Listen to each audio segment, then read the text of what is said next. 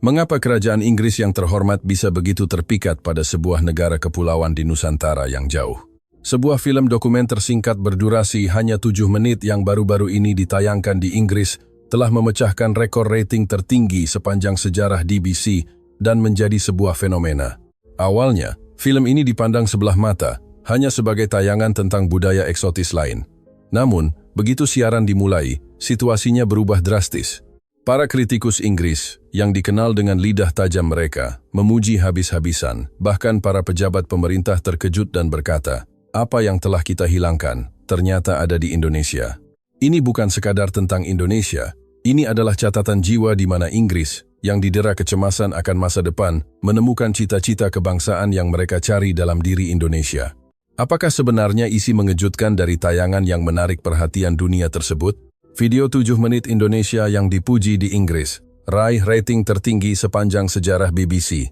Indonesia kini telah melampaui sekadar pengaruh budaya suatu negara, melainkan mewakili standar baru bagi negara-negara maju.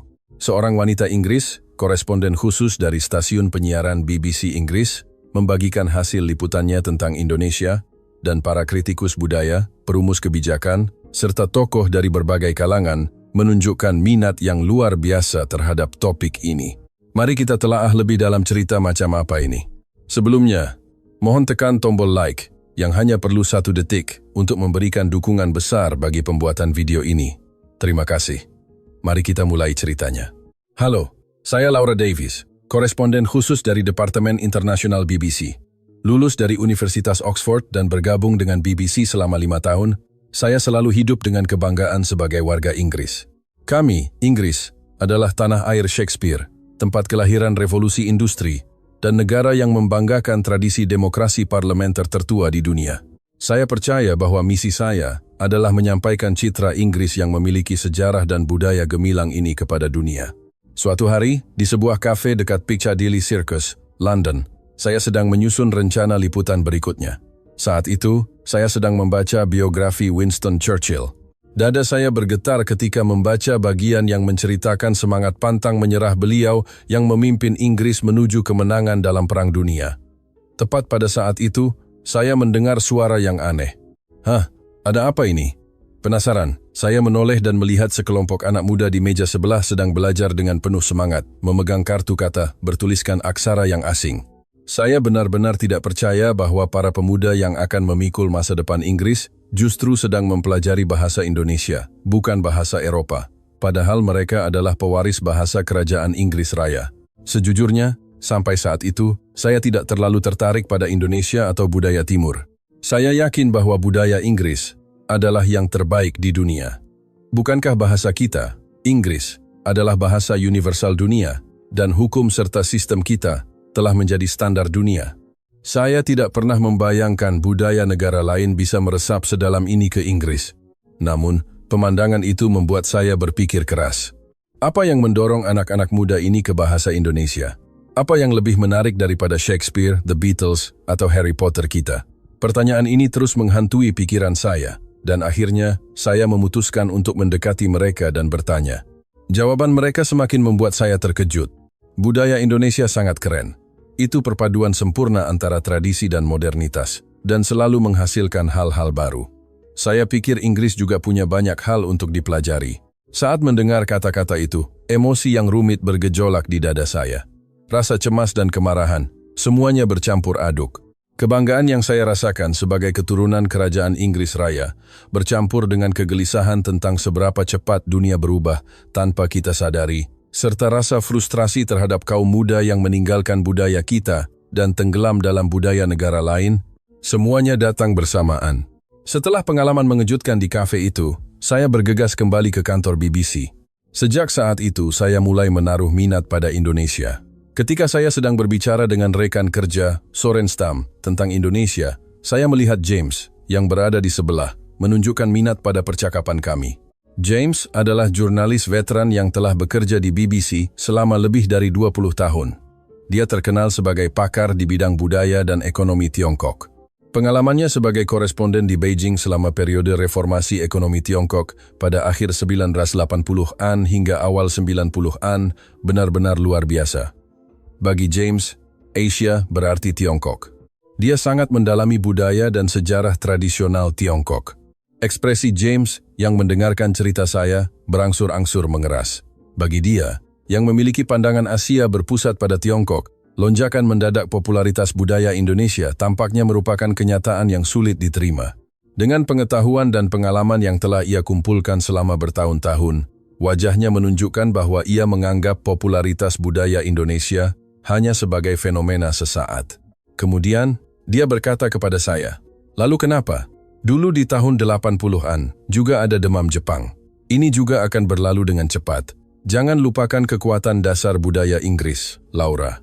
Saya tercengang mendengar kata-kata James. Namun, saya menahan emosi dan menjawab dengan tenang. "James, pengaruh budaya Indonesia berbeda dimensinya dari masa lalu. Ini menyebar lebih luas dan lebih dalam secara global. Selain itu, Indonesia tidak hanya dalam budaya, tetapi juga menunjukkan hasil yang mengejutkan di berbagai bidang seperti teknologi dan ekonomi. Ini bukan sekadar tren, ini adalah perubahan tatanan dunia." Kemudian Sorenstam, rekan kerja di sebelah, menyela, "Laura benar, James. Pandanganmu terlalu sempit. Dunia berubah dengan cepat. Kita harus memiliki sikap untuk mengakui keberhasilan Indonesia dan belajar darinya. Jika kita hanya tenggelam dalam kejayaan masa lalu, kita hanya akan tertinggal dalam perubahan dunia yang serba cepat ini." James terdiam sejenak, dan saya, didukung oleh dukungan Sorenstam, melanjutkan pembicaraan. Kita harus melihat dunia dengan pikiran terbuka. Bukankah kita seharusnya menemukan apa yang bisa kita pelajari dari keberhasilan Indonesia dan mengembangkan budaya kita lebih lanjut? Setelah percakapan ini, suasana di kantor berubah. Rekan-rekan mulai lebih tertarik pada Indonesia, dan cara peliputan kami pun mulai sedikit berubah. Yang mengejutkan, apa yang saya lihat bukanlah kebetulan semata. Jejak budaya Indonesia dapat ditemukan di mana-mana di London. Saat berjalan di Oxford Street, saya mulai melihat papan nama bertuliskan bahasa Indonesia. Restoran Padang, kafe kopi luwak, dan toko batik membuat saya seolah-olah berjalan di jalanan Jakarta. Fakta yang lebih mengejutkan terjadi di universitas-universitas bergengsi kami. Ketika mendengar berita bahwa bahkan di alma mater saya, Universitas Oxford, telah dibuka kursus bahasa Indonesia, saya terdiam. Di ruang kuliah tempat kami mempelajari bahasa Shakespeare dan Milton, sekarang mereka mempelajari aksara Latin yang digunakan oleh Indonesia. Saya secara alami mulai merasakan kebesaran bahasa Indonesia, sambil berpikir, apakah memang bahasa Indonesia? Namun berita yang lebih mengejutkan menanti. Beberapa sekolah swasta di Inggris telah mengadopsi bahasa Indonesia sebagai bahasa asing kedua. Memilih bahasa Indonesia mengalahkan bahasa Prancis atau Jerman ini benar-benar perubahan revolusioner. Saya merasakan kecemasan yang aneh pada kenyataan bahwa para elit yang akan memimpin masa depan Inggris sedang mempelajari bahasa Indonesia. Dan perubahan ini tidak terbatas pada dunia pendidikan. Perusahaan-perusahaan di Inggris juga berubah dengan cepat. Ketika mendengar berita bahwa beberapa perusahaan telah mengadopsi budaya kerja bergaya Indonesia, saya tidak bisa menahan tawa. Itu karena saya membayangkan orang-orang Inggris yang menjunjung tinggi formalitas, kini mencoba musyawarah, konsultasi mufakat, dalam rapat, atau mengadakan sesi gotong royong untuk proyek kantor. Yang lebih mengejutkan adalah, perusahaan-perusahaan ini berusaha memahami emosi Indonesia seperti sopan santun, etiket, dan kerja keras, etos kerja. Saya benar-benar tidak percaya bahwa konsep timur seperti itu meresap ke dalam budaya perusahaan Inggris.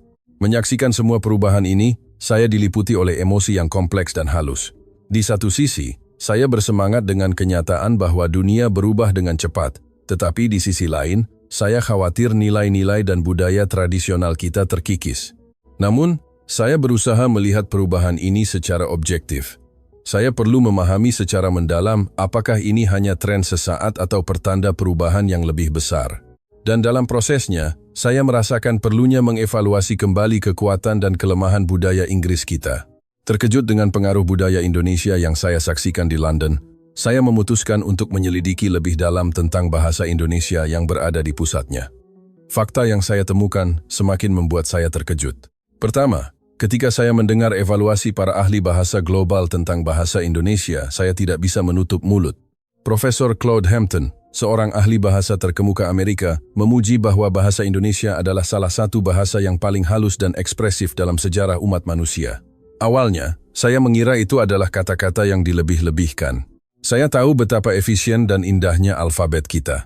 Namun, ketika saya mengetahui kedalaman bahasa Indonesia yang menggunakan perpaduan bahasa Melayu kuno, serapan, dan istilah modern, saya berangsur-angsur yakin dengan kata-katanya. Kekayaan kata-kata yang menggambarkan suasana hati dan sistem berbahasa yang menghormati lawan bicara, sopan santun. Sungguh menakjubkan bahwa pendekatan filosofis dan halus seperti itu telah disempurnakan selama ratusan tahun. Saya bergumam, nenek moyang Indonesia benar-benar hebat, sambil menggali lebih dalam tentang bahasa Indonesia. Saat melakukannya, saya mengetahui tentang pergerakan di PBB. Ada upaya untuk memanfaatkan bahasa Indonesia lebih banyak sebagai salah satu bahasa utama PBB. Awalnya, saya tidak percaya. Sungguh mengejutkan bahwa bahasa Indonesia mencoba sejajar dengan bahasa Inggris, Prancis, atau Spanyol. Namun, pikiran saya segera menjadi rumit. Di satu sisi, saya ragu apakah bahasa Indonesia memiliki kualifikasi sebanyak itu. Tetapi di sisi lain, muncul juga pikiran, mengapa tidak? Yang sangat mengejutkan adalah perubahan dalam Kamus Bahasa Inggris, Oxford, OED. Kata sate dan gamelan sudah terdaftar cukup lama, tetapi baru-baru ini, kata-kata seperti musyawarah, gotong royong, dan kerja keras ditambahkan. Awalnya, saya merasa tidak nyaman, karena banyak kata bahasa Indonesia masuk ke dalam Kamus Oxford, yang selalu saya banggakan, seolah-olah kemurnian bahasa kita sedang tercemar. Reaksi James saat mendengar berita ini sangat berkesan. Setelah terdiam beberapa saat, dia berkata, banyak kata dari negara lain juga terdaftar. Ada kata-kata seperti pizza atau kos. Apa bedanya hanya karena itu bahasa Indonesia? Saya berpikir sejenak mendengar kata-kata James. Ada benarnya juga dalam perkataannya, namun ada sesuatu yang berbeda. Jika kata-kata dari negara lain sebagian besar adalah kata benda yang berkaitan dengan makanan, kata-kata bahasa Indonesia mencakup bidang yang lebih beragam. Kata-kata seperti gotong royong dan musyawarah bukan sekadar kata benda, tetapi kata-kata yang mengandung semangat dan fenomena sosial budaya Indonesia. James, Anda benar, tapi yang perlu kita perhatikan di sini adalah kecepatan dan cakupannya. Sementara kata-kata asing lainnya masuk perlahan selama puluhan tahun, kata-kata bahasa Indonesia telah meningkat secara eksplosif dalam beberapa tahun terakhir. Selain itu, kata-kata ini lebih dari sekadar merujuk pada objek atau konsep, mereka menyampaikan jiwa budaya Indonesia. James menggelengkan kepalanya dan berkata, baiklah, saya akui, kata-kata bahasa Indonesia masuk dengan cepat. Tapi menurutmu ini akan bertahan berapa lama? 5 tahun? 10 tahun? Pada akhirnya, itu akan memudar. Saya berpikir sejenak mendengar kata-katanya. Saya bisa mengerti skeptisisme James, tetapi pada saat yang sama, saya memiliki intuisi bahwa ini bukan sekadar tren. James, saya mengerti kekhawatiran Anda, tapi ini tampaknya bukan sekadar tren. Budaya Indonesia terus berkembang, dan pengaruhnya semakin besar. Setelah batik dan masakan, kini gaya hidup dan etos kerja Indonesia juga menjadi tren global, bukan? Ini bukanlah fenomena sementara, melainkan poros baru sedang terbentuk dalam budaya global. James masih terlihat ragu, tetapi saya yakin. Peningkatan status global bahasa Indonesia adalah fenomena yang menunjukkan perubahan mendasar dalam peta budaya dunia, bukan sekadar tren. Memikirkan hal ini, saya kembali memikirkan posisi Inggris. Haruskah kita berubah? Atau haruskah kita mempertahankan tradisi kita? Pertanyaan-pertanyaan seperti itu berkecamuk di kepala saya. Namun, satu hal yang pasti, kita tidak bisa menolak perubahan. Sambil memikirkan hal itu, saya mulai memikirkan kecepatan perkembangan Indonesia. Hanya 80 tahun yang lalu, Indonesia adalah negara yang baru merdeka dari penjajahan, menghadapi banyak tantangan. Namun, kini Indonesia telah menjadi kekuatan ekonomi dan budaya global yang memimpin dunia. Indonesia memiliki perusahaan-perusahaan global, seperti Gojek, Telkomsel, sebagai contoh kekuatan digital, dan memenangkan hati kaum muda di seluruh dunia dengan keragaman budayanya, dari Bali hingga Jawa. Saya bertanya pada diri sendiri, bagaimana Inggris berubah? Saya melihat kembali sejarah kita. Kami masih merupakan kekuatan besar, tetapi pengaruh kami tampaknya tidak sebesar dulu. Memikirkan hal ini, saya merasa iri sekaligus cemburu terhadap perkembangan Indonesia. Namun pada saat yang sama, muncul rasa hormat. Itu karena saya merasa upaya, semangat, dan semangat inovasi mereka benar-benar luar biasa. Muncul pemikiran, haruskah kita juga berubah? Tetapi saya segera menggelengkan kepala. Tidak, Kita memiliki kekuatan kita sendiri. Kita harus menemukan cara untuk menerima hal-hal baru sambil menjaga sejarah panjang, tradisi, dan budaya berkelas kita. Memikirkan itu, hati saya menjadi jauh lebih ringan. Peningkatan status global bahasa Indonesia tidak lagi terasa sebagai ancaman, melainkan mulai terlihat sebagai peluang bagi Inggris untuk membuat lompatan baru. Meliput pertumbuhan bahasa Indonesia yang menakjubkan, saya secara alami mulai memperhatikan konteks sejarah di baliknya. Terutama, jalur pemulihan yang dilalui Indonesia adalah topik yang tidak bisa dilewati. Dan saya menyadari bahwa sejarah inilah yang membuat kisah sukses Indonesia yang menakjubkan semakin bersinar. Sejarah Indonesia bukanlah sekadar catatan pembangunan ekonomi, tetapi kisah luka yang dalam dan semangat pantang menyerah yang melampauinya. Pada saat kemerdekaan, Indonesia hancur dan menghadapi perpecahan. Periode ini adalah masa penderitaan dan kehilangan yang tak terlukiskan bagi rakyat Indonesia. Namun pada saat yang sama, itu adalah waktu yang membuktikan daya tahan dan kemauan keras rakyat Indonesia untuk bertahan hidup. Di tengah puing-puing, rakyat Indonesia bangkit tanpa putus asa. Bahkan, selama masa-masa kelam ketika sumber daya dan makanan langka, kerinduan rakyat Indonesia untuk membangun kembali tidak pernah padam. Keberhasilan pembangunan nasional, stabilitas politik di tengah keragaman, dan pertumbuhan ekonomi yang cepat adalah bukti dari kemauan keras rakyat Indonesia. Saya menyadari bahwa semangat gotong royong dan Bhinneka Tunggal Ika inilah yang menjadi akar budaya Indonesia saat ini. Pemulihan pasca kolonial sangat luar biasa.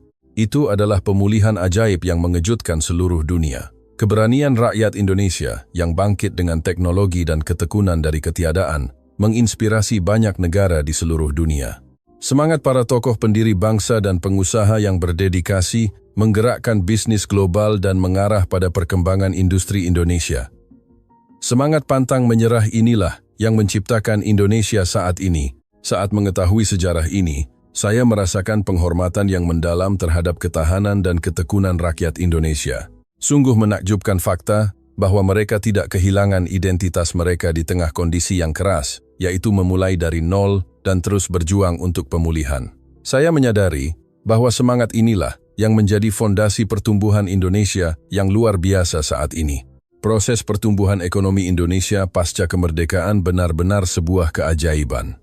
Sungguh sulit dipercaya bahwa negara yang masih memiliki bekas luka perang di tahun 50-an, hanya dalam beberapa puluh tahun, tumbuh menjadi kekuatan ekonomi terbesar di Asia Tenggara dan salah satu yang terbesar di dunia. Saya pikir karakter nasional yang unggul dan kemauan rakyat Indonesia untuk tumbuh memainkan peran besar dalam proses ini. Di balik pertumbuhan ekonomi yang cepat, yang juga disebut keajaiban, terdapat ketekunan dan kejujuran rakyat Indonesia, antusiasme pendidikan yang tinggi, dan semangat tantangan yang gigih. Terutama, semangat rakyat Indonesia terhadap pendidikan benar-benar luar biasa. Bukankah gambaran orang tua yang memprioritaskan pendidikan anak-anak mereka di tengah lingkungan yang sulit dan siswa yang belajar hingga larut malam adalah kekuatan pendorong yang membawa kesuksesan Indonesia? Selain itu, semangat inovasi rakyat Indonesia juga menakjubkan. Mereka telah melahirkan perusahaan-perusahaan global di berbagai bidang industri, mulai dari perusahaan rintisan teknologi, startup, hingga energi. Perusahaan-perusahaan ini memimpin pasar dunia. Saya melihat bahwa di balik pencapaian seperti itu, terdapat semangat kreativitas dan perbaikan rakyat Indonesia. Melihat citra Indonesia seperti ini, saya merasakan rasa hormat yang mendalam. Pertumbuhan sebagai negara yang memimpin dunia, bangkit dari rasa sakit masa lalu, benar-benar luar biasa. Pada saat yang sama, muncul pemikiran bahwa Inggris juga punya banyak hal untuk dipelajari. Semakin saya melihat kisah sukses Indonesia ini, semakin saya ingin tahu tentang Indonesia. Saya ingin memahami lebih dalam bagaimana negara ini bisa tumbuh begitu cepat, dan seperti apa budaya dan semangat mereka. Setelah mengetahui penderitaan dan penaklukan sejarah Indonesia, saya menggali lebih dalam tentang pencapaian global yang telah dicapai Indonesia. Dan fakta yang saya temukan dalam prosesnya semakin membuat saya terkejut. Pertama, posisi Indonesia di bidang industri sungguh luar biasa. Secara khusus, pencapaian di industri digital dan ekonomi kreatif sangat mencolok. Saya terdiam pada fakta bahwa perusahaan rintisan, startup Indonesia, bersaing untuk posisi teratas dalam layanan transportasi dan keuangan digital global, dan bahwa industri kreatif film, musik, Fashion Indonesia semakin menguasai pasar regional. Bahkan perusahaan perancang semikonduktor yang merupakan kebanggaan Inggris kini berada di bawah kendali pengaruh investasi Asia, meski bukan Indonesia secara langsung. Ini merefleksikan tren kekuatan global bergeser ke timur. Hal ini dapat dianggap sebagai contoh yang menunjukkan kenyataan industri teknologi global. Pasar game dan hiburan pun demikian. Perusahaan Indonesia memainkan peran besar dalam pasar game mobile regional. Apalagi melihat produk inovatif seperti film-film berkualitas tinggi yang memenangkan festival internasional, saya harus mengagumi kemampuan teknologi dan imajinasi Indonesia. Pencapaian di sektor sumber daya dan bahan baku juga lebih mengejutkan. Meskipun tidak terlihat di permukaan, fakta bahwa bahan baku dan produk Indonesia sangat diperlukan dalam rantai pasokan global menunjukkan bahwa kemampuan teknologi Indonesia berada pada tingkat yang tak tertandingi. Menghadapi kenyataan seperti ini, kenyataan Inggris kami sekali lagi terasa menyakitkan. Namun, pencapaian Indonesia tidak hanya terbatas pada bidang industri. Keberhasilan di bidang konten budaya bahkan lebih menakjubkan. Keberhasilan kerajinan tangan dan desain Indonesia, batik, tenun, sungguh luar biasa. Ketika saya mendengar berita bahwa batik dan tenun menjadi fenomena sosial di seluruh dunia, saya harus mengakuinya. Hati saya menjadi rumit pada kenyataan bahwa kisah-kisah Indonesia kini memikat dunia, setara dengan kejayaan sastra dan teater yang kami banggakan di Inggris. Di bidang gaya hidup dan soft power pun, Indonesia mengukir sejarah baru. Ketika mendengar bahwa ide ekoturism dan sustainable living Indonesia menjadi konsep yang paling populer di dunia, saya terkejut. Meskipun drama BBC kami diakui secara global, pandangan dunia yang unik dan kisah yang mendalam dari budaya Indonesia sudah cukup untuk memukau penggemar di seluruh dunia.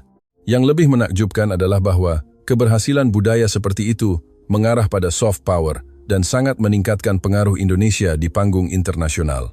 Bobot suara Indonesia di forum-forum seperti KTT G20 dan PBB telah berubah total, terutama dalam isu-isu global seperti teknologi hijau, perdamaian, dan keragaman.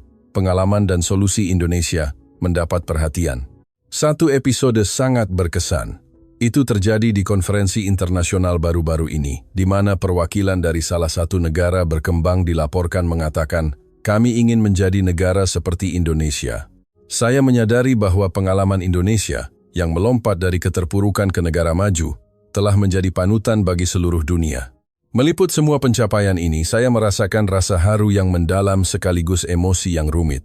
Itu karena saya bangga dengan kesuksesan Indonesia. Tetapi di sisi lain, saya merasa sedikit menyesal dengan situasi Inggris saat ini. Meliput pencapaian global Indonesia yang menakjubkan, saya secara alami mulai berpikir mendalam tentang masa depan Indonesia. Dan potensi Indonesia yang saya temukan dalam prosesnya semakin membuat saya terkejut. Pertama, daya saing Indonesia di bidang teknologi inovatif untuk masyarakat masa depan, seperti AI dan robotika, sangat menonjol. Terutama, kemampuan teknologi dari beberapa perusahaan digital terkemuka berada di tingkat tertinggi di dunia. Sementara itu, hati saya menjadi berat pada kenyataan bahwa Inggris tertinggal di bidang ini. Kami, yang dulunya adalah negara adidaya AI, kini menyerahkan posisi itu kepada Indonesia. Yang lebih mengejutkan adalah bahwa Indonesia berkontribusi pada penyebaran nilai-nilai sosial dan budaya, melampaui pengembangan ekonomi dan teknologi, terutama tingkat kesadaran warga sangat tinggi. Saat meliput suasana selama masa-masa sulit nasional misalnya, bencana alam besar atau pandemi, saya sangat terkesan dengan kesadaran ketertiban dan kepedulian rakyat Indonesia. Dalam situasi ekstrem, tidak terjadi kerusuhan, mereka saling membantu dan mengantri dengan tertib. Bahkan, para relawan dan masyarakat umum menunjukkan sikap saling menghormati. Sikap ini menjadi teladan bagi banyak negara barat, termasuk Inggris. Dalam penanganan pandemi COVID-19 pun, kesadaran kebersihan Indonesia yang tinggi sangat menonjol. Sikap tidak merasa repot memakai masker dan melakukannya sebagai bentuk pertimbangan untuk melindungi satu sama lain menjadi contoh bagi seluruh dunia. Sementara itu, Inggris mengalami banyak kesulitan karena kekacauan dalam respons awal. Di hadapan kenyataan seperti ini, saya sekali lagi tidak bisa menahan kekaguman terhadap tingginya kesadaran warga Indonesia. Meninjau semua aspek ini, saya merasa bahwa Indonesia kini telah melampaui sekadar kekuatan ekonomi dan memiliki martabat sebagai negara maju yang sejati. Tidak hanya kekuatan ekonomi, tetapi juga keselamatan sosial, tingkat kesadaran warga, dan harmoni antara tradisi dan modernitas. Dalam semua aspek, Indonesia telah sejajar dengan negara-negara kelas atas di dunia. Menyelesaikan liputan ini, saya sangat menantikan peran apa yang akan dimainkan Indonesia di panggung dunia di masa depan. Dan saya sangat penasaran nilai dan visi baru apa yang akan mereka tawarkan dalam prosesnya. Pada saat yang sama, saya menyadari bahwa Inggris juga memiliki banyak hal untuk dipelajari dari kasus Indonesia. Sebagai koresponden khusus BBC, saya yakin telah menangkap arus baru dunia melalui liputan ini. Keberadaan Indonesia melampaui kesuksesan satu negara, menunjukkan paradigma baru, harmoni dan pembangunan dalam masyarakat global abad ke-21. Saya akan terus mengamati arus perubahan seperti ini dengan tajam dan memberikan wawasan yang mendalam kepada pemirsa. Terima kasih telah menemani untuk waktu yang lama. Bagaimana kisah hari ini? Semoga liputan Laura Davis tentang Indonesia ini tersebar sebagai angin positif ke seluruh dunia dan tinggalkan pendapat Anda di kolom komentar di bawah. Dan bagikan kisah yang menginspirasi ini dengan orang-orang di sekitar Anda dan diskusikan bersama. Akhirnya, subscribe saluran dan pengaturan notifikasi like yang tidak memakan waktu sedetik pun akan menjadi kekuatan besar bagi pembuatan video. Sampai jumpa lagi, semoga hari Anda bahagia.